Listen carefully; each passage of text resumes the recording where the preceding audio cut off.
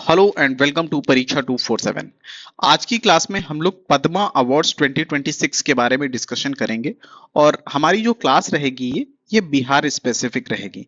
इस वजह से ये क्लास उन स्टूडेंट्स के लिए है जो बिहार के एग्जाम्स की प्रिपरेशन कर रहे हैं, बी इट बिहार पीसीएस या फिर बिहार के अदर जो भी एग्जाम्स हैं। ठीक है, तो चलिए अपना डिस्कशन शुरू करते हैं।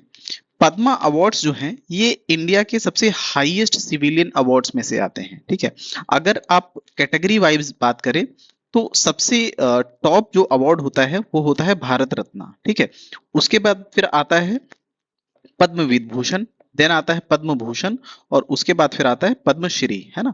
तो ये चार सिविलियन अवार्ड्स होते हैं। सबसे हाईएस्ट इसमें सिविलियन अवार्ड होता है इंडिया का भारत रत्न, और उसके बाद फिर विभूषण, भूषण और श्री, है ना।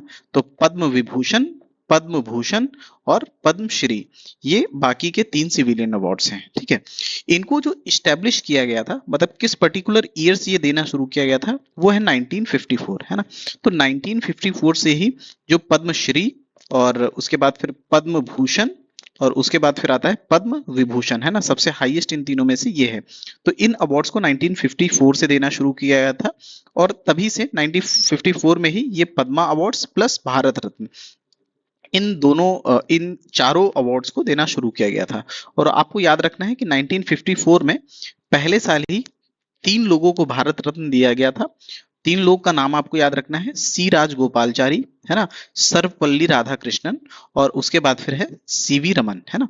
तो इन तीन लोगों को फर्स्ट ईयर ही, मतलब 1954 में जब ये अवार्ड्स को एस्टेब्लिश किया गया था, उसी ईयर में ये अवार्ड्स दिए गए थे। उसके बाद फिर आपको ये भी पता होना चाहिए कि इन अवार्ड्स को एनुअली अनाउंस किया जाता है रिपब्लिक डे को। ठीक है, तो रिपब्लिक डे 26 जनवरी को ये अवार्ड्स को अनाउंस किया जाता है प्रेसिडेंट ऑफ इंडिया के द्वारा। ठीक है, आपको साथ में फील्ड्स भी पता होना चाहिए कि किन किन फील्ड्स, किन किन कैटेगरी में ये अवार्ड्स मिलते हैं। तो जो सबसे पहली कैटेगरी है आर्ट्स में, then social work, then public affairs, then science, trade, medicine, literature और स्पोर्ट्स, है ना।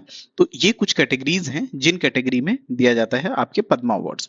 उसके बाद फिर आपको एक चीज और पता होनी चाहिए कि जो ये अवार्ड्स हैं अभी जिसके बारे में हम लोग डिस्कशन कर रहे हैं, पद्म विभूषण, पद्म भूषण और पद्मश्री, है ना, इन अवार्ड्स को पहले पद्म पहला वर्ग, दूसरा वर्ग और तीसरा वर्ग, ये तीन नाम से जाना जाता था। ठीक है, तो 1954 में स्टैब्लिश किया गया। अगले साल ही 1955 में इनका नाम चेंज करके कर दिया गया, पहला वर्ग से कर दिया गया पद्म विभूषण, दूसरा वर्ग से करके कर दिया गया पद्म भूषण, और तीसरा वर्ग से इसको चेंज करके कर दिया गया पद्मश्री, है ना। तो आपको ये भी पता होना चाहिए कि अर्लियर ये जो है ये किसी दूसरे नाम से जाने जाते थे, और 1955 में इसका नाम बदलकर पद्म विभूषण, भूषण और पद्मश्री कर दिया गया। ठीक है, इसके बाद फिर एलिजिबिलिटी क्राइटेरिया के बारे में अगर डिस्कस करें तो सभी इंडियंस इस पर्टिकुलर अवार्ड्स के लिए एलिजिबल हैं, है ना। बस कुछ एक्सेप्शंस हैं, वो आपको ध्यान रखना है। पहला तो जितने भी गवर्नमेंट एम्प्लॉयज हैं प्लस ऐसे एम्प्लॉयज जो पीएसयू में काम कर रहे हैं, है ना, वो इस पर्टिकुलर अवार्ड के लिए एलिजिबल नहीं है। बट चाहे वो गवर्नमेंट सर्वेंट हो चाहे पीएसयू एम्प्लॉय हो, अगर वो डॉक्टर है या फिर साइंटिस्ट है ना, तो वो भी पद्मा अवार्ड्स के लिए एलिजिबल हो जाता है। तो आपको ये एक्सेप्शन वाली चीजें जो हैं ये थोड़ा सा ज्यादा इस पे ध्यान देना है। रीजन बिंग एक्सेप्शन वाली चीजें जो हैं यूजुअली एग्जाम में पूछ ली जाती हैं। इस वजह से आप याद रखेंगे कि डॉक्टर्स और साइंटिस्ट, ये दो लोग चाहे वो गवर्नमेंट सर्वेंट हैं या फिर पीएसयू में काम करते हैं, ये एलिजिबल हो जाते हैं पद्मा अवार्ड्स के लिए। उसके बाद जो अवार्ड्स हैं जैसे हम लोगों ने अभी डिस्कस किया, पद्म सबसे पहले आता है पद्म विभूषण, देन पद्म भूषण, देन पद्मश्री, है ना। तो एक कैटेगरी का अवार्ड देने के बाद अगर उसको दूसरी कैटेगरी का अवार्ड दिया जा रहा है हायर कैटेगरी वाला, तो इस बीच में मिनिमम 5 इयर्स का गैप होना चाहिए, है ना। तो minimum 5 year gap for conferring higher category Padma award. तो आपको ये मिनिमम वाला टर्म जो है याद रखना है कि मिनिमम 5 साल का गैप होना चाहिए हायर कैटेगरी का अवार्ड देने के लिए। उसके बाद फिर नॉमिनेशन की बात करें कि किस किस पर्टिकुलर इंडिविजुअल को अवार्ड दिया जाए, ये पब्लिक के लिए ओपन है ना। हम आप या फिर कोई भी थर्ड पर्सन गवर्नमेंट को किसी पर्टिकुलर पर्सन का जो जिसने किसी पर्टिकुलर फील्ड में बहुत अच्छा काम किया है वो सजेशन दे सकता है गवर्नमेंट को कि इस पर्टिकुलर इंडिविजुअल को ये अवार्ड दिया जाना चाहिए, ठीक है। इसी तरह सेल्फ नॉमिनेशन भी अलाउड है कि अगर आपको लगता है, मान लीजिए आप किसी पर्टिकुलर एरिया में लीडर हैं, है ना, और आपने उस पर्टिकुलर एरिया में बहुत अच्छा काम किया है वहां की पब्लिक के लिए, तो आप खुद का नाम भी सजेस्ट कर सकते हैं गवर्नमेंट को कि हमें ये पर्टिकुलर अवार्ड दिया जाना चाहिए गवर्नमेंट के द्वारा, है ना। तो सेल्फ नॉमिनेशन भी अलाउड है। उसके बाद फिर हम देखेंगे कि total number of Padma awards जो होते हैं ये मैक्सिमम 120 दिए जा सकते हैं किसी पर्टिकुलर ईयर में। और इन 120 अवार्ड्स में जो पोस्थोमसली अवार्ड दिए जाते हैं, मतलब मरणोपरांत अगर किसी की डेथ हो जाती है, कोई एक्सपायर हो जाता है, उसके बाद फिर उसके कामों को रिकॉग्नाइज करने के लिए उसको अवार्ड दिया जाता है। तो पोस्थोमसली जो अवार्ड दिए जाते हैं उनको हम इन 122 मैक्सिमम वाला जो नंबर है इसमें काउंट नहीं करते हैं। जैसे 2026 में टोटल 131 पद्मा अवार्ड्स दिए गए हैं, तो यहां से आप इन्फर कर सकते हैं कि इसमें मिनिमम जैसे कितने, मिनिमम 11 है ना, 120 है, तो मिनिमम 11 जो है वो पोस्थमसली है ना। इससे ज्यादा हो सकते हैं लेकिन इससे कम नहीं होंगे, क्योंकि जो मैक्सिमम का कैप है वो 120 का है। आप ये बेसिक सी सेट है, अगर आप ये मतलब कैलकुलेट कर पा रहे हो तो ये आप समझ जाएंगे। उसके बाद फिर अगर देखें कि इस बार जो 131 टोटल पद्मा अवार्ड्स दिए गए हैं, इसमें 3 इंडिविजुअल्स जो हैं वो बिहार से बिलोंग करते हैं। तो बिहार के कितने पर्सन्स को इस बार पद्मा अवार्ड दिया गया है, ये आपसे क्वेश्चन पूछा जा सकता है। तो आपको याद रखना है पहली बात तो नंबर, ठीक है, कि टोटल 131 लोगों को कन्फर किया गया और उसमें से 3 लोग जो हैं वो बिहार से बिलोंग करते थे, ठीक है। उसके बाद फिर आपको एक चीज और याद रखना है कि हम लोगों ने 3 कैटेगरी डिस्कस किया कि पद्म विभूषण, पद्म भूषण और पद्म श्री, है ना। तो इस बार के जो तीनों अवार्ड हैं ये पद्म श्री दिए गए हैं, है ना। तो इसमें किसको किसको दिया गया है ये भी आप एक बार देख लीजिए कि पहला जो अवार्ड दिया गया है पद्मश्री का वो दिया गया है विश्व बंधु को, है ना। ये इन्होंने आर्ट वाले फील्ड में इनको अवार्ड दिया गया है और इन्होंने फोक डांस के लिए बहुत अच्छा काम किया है। किस पर्टिकुलर फोक डांस के लिए काम किया है तो आपको याद रखना है कि डोमकच, है ना। तो डोमकच एक पर्टिकुलर फोक डांस है बिहार में, जिसके लिए जिसकी फील्ड में इन्होंने बहुत अच्छा काम किया है ना, बहुत अच्छा कंट्रीब्यूशन दिया है, तो उस वजह से इनको पद्मश्री अवार्ड दिया गया। और इनका जो बर्थ प्लेस है, जिस डिस्ट्रिक्ट से ये पर्टिकुलरली बिलोंग करती है बिहार में, वो है पटना, है ना, पटना में दानापुर। उसके बाद फिर आपको एक चीज और याद रखना है कि इन्होंने स्टैब्लिश किया है सुरंगन एकेडमी, है ना। तो सुरंगन एकेडमी इन्होंने पटना में स्टैब्लिश किया है। तो नाम के साथ साथ इनकी एकेडमी में भी पूछा जा सकता है, तो आप याद रखेंगे इनकी एकेडमी का नाम कि सुरंगन एकेडमी इन्होंने पटना में स्टैब्लिश किया था, है ना। और किस फोक डांस के लिए ये फेमस है तो डोमकच। उसके बाद फिर नेक्स्ट पर्सन जो है जिनको जो पद्मश्री अवार्ड मिला है वो है श्री भरत सिंह भारती, है ना। और इन्होंने इनको पहली बात तो आर्ट की कैटेगरी में दिया गया है और ये फोक म्यूजिक के लिए इन्होंने बहुत अच्छा काम किया है। और फोक म्यूजिक में कौन सी म्यूजिक है तो वो भोजपुरी म्यूजिक है ना। और इनका जो बर्थ प्लेस है वो नारौर भोजपुर आरा, है ना। तो ये पर्टिकुलर आरा, भोजपुर आरा वाला जो डिस्ट्रिक्ट है वहां से बिलोंग करते हैं। प्लस आपको याद रखना है इनको ऑलरेडी संगीत नाटक एकेडमी अमृत अवार्ड मिल चुका है ना। तो ऑलरेडी ये इस पर्टिकुलर अवार्ड से नवाजे जा चुके हैं। उसके बाद जो थर्ड पर्सन है वो आपको याद रखना है कि डॉक्टर गोपाल जी त्रिवेदी, है ना। इनको पोस्थोमसली अवार्ड दिया गया है ये, ठीक है। तो बिहार में 2 लोग जो हैं उनको पोस्थोमसली दिया गया है। पहला तो विश्व बंधु, है ना, यहाँ पे आप ये भी याद रखेंगे कि इनको मरणोपरांत दिया गया है। सेकंड, जो हम लोगों ने जिन लोगों का डिस्कस किया इनको नॉर्मल अवार्ड दिया गया है, मतलब ये अभी भी हैं हम लोग के बीच में। और जो गोपाल जी त्रिवेदी हैं इनको पोस्थोमसली दिया गया है, मतलब इनको भी मरणोपरांत दिया गया है। इन्होंने साइंस एंड इंजीनियरिंग के फील्ड में इनको अवार्ड दिया गया है। प्लस आप याद रखेंगे कि ये मतलूपुर से बिलोंग करते हैं जो कि मुजफ्फरनगर डिस्ट्रिक्ट में पड़ता है ना। तो डिस्ट्रिक्ट के बारे में अगर पूछे कि गोपाल जी त्रिवेदी जो है वो कहाँ से बिलोंग करते हैं तो मुजफ्फरपुर से बिलोंग करते हैं। उसके बाद फिर ये फॉर्मर वाइस चेयरमैन रह चुके हैं राजेंद्र एग्रीकल्चरल यूनिवर्सिटी समस्तीपुर, है ना। तो आपसे समस्तीपुर में जो एग्रीकल्चरल यूनिवर्सिटी है उसके डिस्ट्रिक्ट के बारे में भी पूछ सकता है, तो आप उस डिस्ट्रिक्ट का नाम याद रखेंगे। उसके बाद फिर इन्होंने डेवलप किया है कैनोपी मैनेजमेंट फॉर लीची ऑर्किड, है ना। तो लीची के कैनोपी मैनेजमेंट से रिलेटेड भी इन्होंने काम किया है, ये भी आप याद रखेंगे।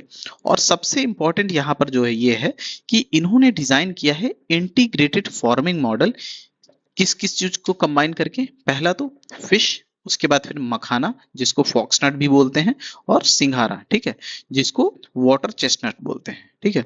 तो तीनों चीजें क्योंकि पानी में उगाई जाती है ना, तो तीनों चीजों का इन्होंने इंटीग्रेटेड फार्मिंग डेवलप किया है ना। तो आप याद रखेंगे अगर क्वेश्चन आपसे पूछा जाता है कि who is associated with integrated farming model by combining fish, makhana and सिंघारा, तो आप याद रखेंगे इससे रिलेटेड कौन है, इससे रिलेटेड है डॉक्टर गोपाल जी त्रिवेदी। उसके बाद फिर हम देखेंगे लास्ट ईयर के जो 2025 के अवार्ड्स हैं, ठीक है, उससे रिलेटेड कुछ इंफॉर्मेशंस। तो लास्ट ईयर इस बार जैसे हम लोगों ने देखा कि 131 लोगों को दिया गया है, सिमिलरली लास्ट ईयर 139 लोगों को दिया गया था, है ना, जिसमें से बिहार के 7 लोग थे। इस बार कितने हैं, 3 लोग। पिछली बार कितने थे, 7 लोग, है ना। 7 में से 1 पर्सन को मिला था पद्म विभूषण, ठीक है, जो 3 में से सबसे हाईएस्ट अवार्ड था। उसके बाद फिर 1 लोगों को मिला था पद्म भूषण, और 5 लोगों को मिला था पद्मश्री, है ना। तो इन जो 7 इंडिविजुअल हैं इनके बारे में थोड़ा थोड़ा सा आपको पता होना चाहिए, वैसे उतना इंपॉर्टेंट नहीं है, लेकिन फिर भी आप हर एक चीज के लिए तैयार रहते हैं, क्योंकि एग्जाम में आपसे क्या पूछ लिया जाए आपको कुछ आइडिया नहीं है पहले से, है ना। तो देखिए इसमें पहला जो है, पहली पर्सन है श्रीमती शारदा सिन्हा, है ना। इनको जो है पद्म विभूषण दिया गया है, और ये इनको भी एक हिसाब से पॉस्थमसली दिया गया है, मतलब मरणोपरांत दिया गया है। आर्ट की कैटेगरी में दिया गया है, और ये पर्टिकुलरली छठ गीत के लिए बहुत ज्यादा फेमस है ना। और इनको बिहार की कोकिला भी कहा जाता है। ये बिहार के सुपौल डिस्ट्रिक्ट से बिलोंग करती हैं। इनको ऑलरेडी पद्म भूषण अवार्ड दिया जा चुका है 2018 में, है ना। तो यहाँ से आप देख सकते हैं कि इनको पद्म भूषण 2018 में दिया गया है, और जो मिनिमम क्राइटेरिया था एक अवार्ड से हायर कैटेगरी के अवार्ड देने में, वो 5 साल था, है ना। तो 2018 से 5 साल 2023 होता है, बट 2025 में दिया गया, तो एक हिसाब से 7 साल के बाद दिया गया है, ठीक है। उसके बाद फिर देखेंगे कि हम लोगों ने देखा था कि एक लोग को पद्म भूषण भी मिला है, तो वो कौन है, वो है, अच्छा यहाँ पर देखिए ये नाम में कुछ मिस्टेक हुआ है, आप याद रखेंगे। यहाँ पर है सुशील मोदी जी, है ना। तो सुशील मोदी जी को आप यहाँ पर 1 मिनट लिख लेंगे, है ना।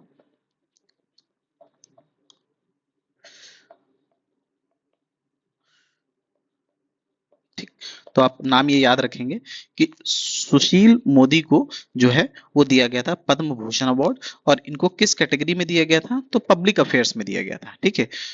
ये पहली बार 1990 में एमएलए बने थे पटना सेंट्रल कॉन्स्टिट्यूएंसी से, और इस पटना सेंट्रल कॉन्स्टिट्यूएंसी का नाम चेंज कर दिया गया है कुम्हार, ठीक है। तो कुम्हरार जो कॉन्स्टिट्यूएंसी है अभी पटना की, उसको पहले पटना सेंट्रल के नाम से जानते थे, ठीक है। उसके बाद फिर ये 2014 में जो है भागलपुर से मेंबर ऑफ पार्लियामेंट बनते हैं लोकसभा के, और साथ में आपको याद रखना है कि 2005 में ये बिहार के डेप्यूटी चीफ मिनिस्टर बनते हैं, ठीक।